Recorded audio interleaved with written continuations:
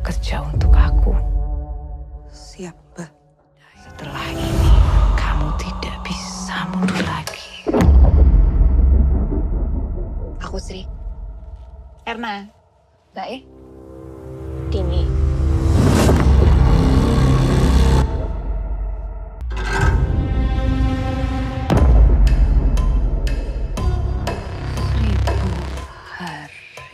لو أنزلنا هذا القرآن على جبل لرأيته خاشعا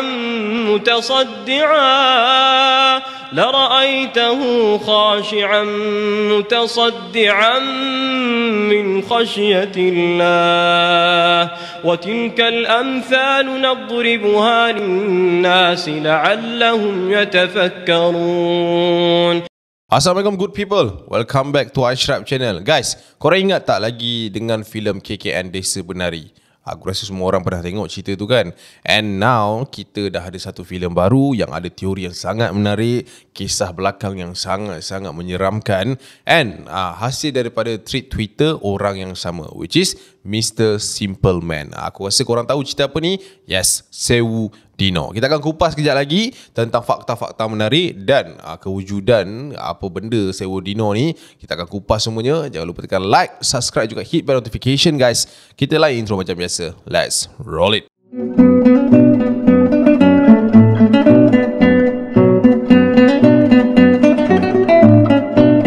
Kita tahu guys, kalau kat Indonesia ni ada lambakan filem-filem seram yang kita tahu ada yang memang direka, tapi ada juga yang datangnya daripada inspirasi kisah-kisah benar. Macam kita pernah cerita pasal KKN Desa Penari dulu, kumpulan pelajar ada backstory dia sendiri, keseraman dia, hantu dia dan sebagainya. Sama juga yang kita nak borak tentang Sewu Dino ni. Apa maksud Sewu Dino ni sebenarnya? Apa cerita dia?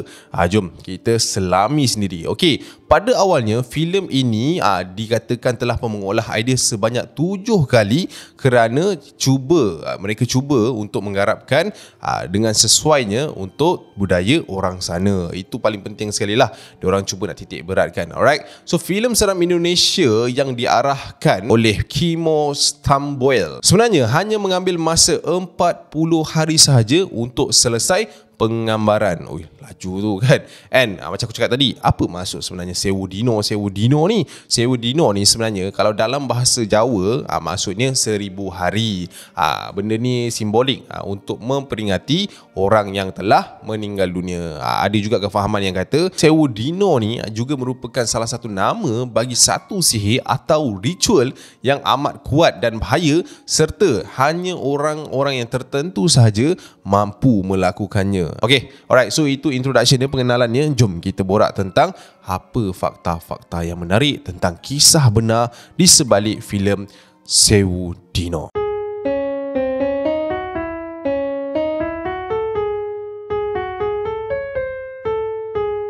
Alright guys, so kita nak pergi beberapa orang kata apa Easter egg lah, benda-benda fakta yang baik ni kan dekat dalam ni, ataupun fakta di sebalik kisah cerita Sewu Dino ni. Alright, kalau korang tengok trailer guys, korang boleh nampak, yang mana belum tengok boleh pergi tengok dulu. Korang boleh nampak dekat dalam tu setup dia more to like seorang wanita ni pergi cari kerja, and dia dapat kerja kat satu rumah ni yang didiami oleh seorang nenek, and then dia pergi bertemu dengan seorang penjaga yang sedang menjaga seorang budak perempuan yang dalam situasi yang tak baik lah, condition yang tak baik di sebuah tempat. Dia ni dipilih untuk menjadi dia punya pembantu kepada orang yang jaga tu tadi lah. So kat situlah bermulanya konflik dan sebagainya. Tapi dia bukan seorang tau guys. Kalau kau tengok dalam trailer tu juga, dia orang buat macam interview. Ramai gila tu orang kat sana. Antara yang terpilih ni dia ada 3 orang sebenarnya. Kalau dalam cerita tu lah dia digambarkan ada 3 orang, which is Sri, Erna dan juga Dini, yang layak menjadi pembantu rumah pada cerita itu. Tapi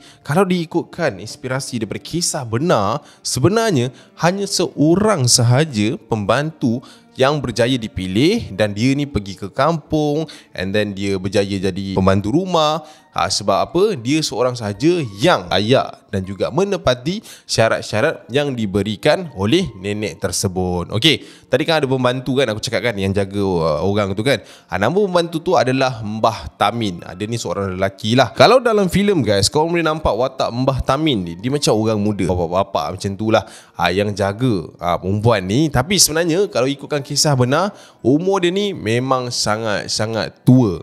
Sangat tua lah daripada apa yang kita nampak dekat dalam filem tu. Sebab dia telah pun berubat atau merubati keluarga si Atmojo ni sebelum adanya Mbah Krasa. Mbah Krasa ni siapa? Nenek tu tadi. Family ni nama dia Atmojo. Faham tak sekarang? Family Atmojo, ada Mbah Krasa, ada Mbah Tamin. Alright.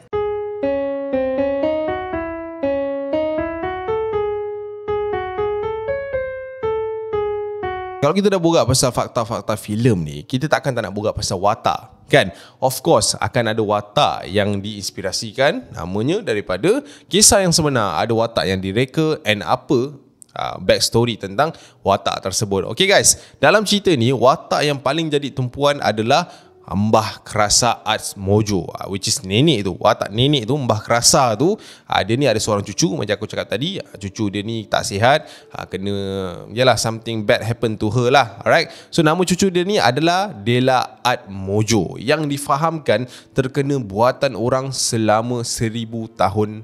1000 tahun itu lagu, 1000 hari lepas. Maknanya dah lama lah budak ni tak sihat. Okay, alright.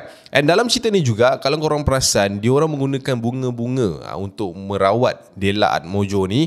Dan bunga-bunga yang diorang gunakan adalah datangnya daripada 7 jenis bunga putih. And nama Mbah Krasa ni, nama Krasa tu sendiri sebenarnya diambil berdasarkan salah satu nama daripada 7 bunga tersebut. Dan figure Mbah Krasa yang sebenarnya bukanlah seperti dalam filem yang nampak macam tua, tak bermaya dan sebagainya. Sebenarnya Mbah Krasa ni hot, bye. Mbah Krasa ni hot, wajah dia lawa, anggun, awet muda, and orang kata always berkebaya Jawa, macam tu lah. And kebanyakan nama-nama yang digunakan dekat dalam filem ni memang of course lah ada yang direka and bukan datangnya daripada nama sebenar, seperti mana yang diceritakan oleh Simple Man dekat dalam Twitter dia. Alright, the best part is about nama-nama ni, aku ada terbaca pasal nama 3 orang yang aku bagi tahu tadi, which is Seri, Erna dan juga Hardini. Sebenarnya nama Seri, Erna, Hardini ni bukan nama untuk 3 orang, tapi sebenarnya nama itu adalah nama untuk seorang sahaja. Nama sebenar watak Seri dalam filem ini adalah Seri Erna Hardini. Wah, maknanya dalam dunia betul nama dia seorang je lah, Seri Erna Hardini tu seorang je. Alright, faham kan? And kita back to tadi, apa tadi, Mbah Tamin tu, dia ni pun function juga sebenarnya dalam cerita ni. And dia memang orang kata berusaha mengawal si Dela ni, walaupun Dela ni memang nak hampir mati lah. Tapi kalau ikutkan kisah benar, Mbah Tamin ni sebenarnya terpaksa menuntut ilmu dengan lebih mendalam untuk mencari ubat bagi menyembuhkan Dela yang terkena buatan orang, disebabkan diorang kata santet yang terkena kepada Dela ni memang sangat sukar dirawat dan mustahil untuk Dela ini sembuh semula. Alright. Selain itu guys, menurut kisah benar juga, keluarga Atmojo ni sebenarnya dia, walaupun Mbah Tamin ni dah banyak kali fail nak ubatkan si Dela ni, tapi diorang still macam tak apa, jaga. Sebab Mbah Tamin ni memang dah jaga keturunan diorang daripada zaman nenek, bukan nenek, moyang lah. Tempat nenek dia hidup lagi, so moyang dia, sejak moyang dia pun dia dah jaga. Ini dah sampai cicit dia, maknanya dah berpuluh tahun lah. So dia masih lagi memberikan kepercayaan kepada Mbah Tamin tadi untuk menyelesaikan masalah yang dihadapi oleh Dela. Sampai satu ketika diorang make a decision yang Mbah Tamin ni perlukan pertolongan ataupun perlukan pembantu dia sendiri. So datanglah Seri tu.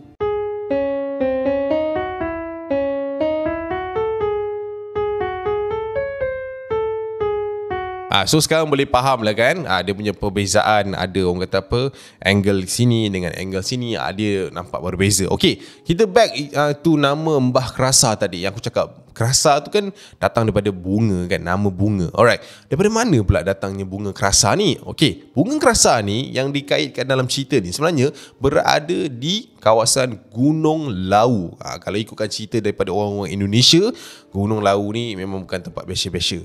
Dia memang tempat keras, ada banyak misteri sebab kebanyakan dukun, bomo and sekitar dengan itulah, sekitar circle tu memang suka naik ke atas gunung tersebut bagi menangkap, membela ataupun membuang hasil-hasil daripada gunung tersebut. Kau fahamlah dia buang apa, kau fahamlah dia tangkap apa, kau fahamlah dia bertuankan untuk apa. Alright, and difahamkan juga kalau kau dalam filem ni kau boleh nampak lah bunga-bunga yang digunakan untuk merawat Dela ni, terutamanya bunga kerasa tadi, memang juga diambil daripada Gunung Lawu. Sebab dikatakan santau yang dihantarkan kepada Dela pun datangnya daripada gunung tersebut. Maknanya dekat gunung tu memang banyak supply lah ilmu-ilmu gaib ni kan. Alright, bukan setakat bunga kerasa saja guys yang diambil daripada Gunung Lawu tu, malah semua jenis bunga yang dilakukan perubatan kepada Dela itu pun sebenarnya dipetik daripada kawasan yang sama. Nampak tak? So senang cerita dia punya key dekat gunung tu lah. Tapi itulah, macam mana pun tawakal inahu lah. Alright, itu saja aku rasa aku nak kongsi dengan korang tentang sedikit sebanyak kisah ataupun lokasi sebenar. Kita boleh cerita pasal, I'm so sorry about kampung yang masuk, yang diorang masuk ke dalam filem ini. Sebenarnya kampung itu adalah kampung sebenar. Berlakunya kes ini pada tahun 2001. Sorry, maafkan saya, 2001 dulu. Benda ni pernah jadi kat kampung ni. And 2022 macam tu, dia orang datang syuting kat kampung yang sama. Disebabkan pengarah dia kata nak dapatkan aura yang sama. Kalau kau tengok dalam filem tu, dia orang ada satu bilik tau, dia orang gunakan untuk tutup si Dela ni dekat dalam keranda. Itu juga merupakan bilik dan juga rumah yang sama digunakan pada tahun 2001 dulu oleh orang-orang yang sebenar. Seram kan? So guys, itulah dia sedikit sebanyak info yang kalau korang dah tengok kat Pawagam, korang rasa macam mana, korang suka ke tak, korang boleh drop dekat komen. Untuk viewers yang lain mungkin belum tengok lagi, mungkin korang tengok video ini dulu kan, korang tak ada info. Okay, so bila kau tengok scene tu, itu dah Acak dia cakap pasal ini, betul lah yang ini, yang ini ke rumah dia tu, benda-benda macam tu lah. Kita just nak bagi input. Okay, tak ada apa promote pun. Korang suka, korang boleh pergi tengok dekat Pawagam berkaitan dengan korang. Alright, tapi itulah aku pun looking forward sebab hantu dia pun macam dahsyat kan. Alright guys, jom let's go, we enjoy Sewu Dino. Kita jumpa di video akan datang guys. See you. Assalamualaikum. Ciao lu. Bye.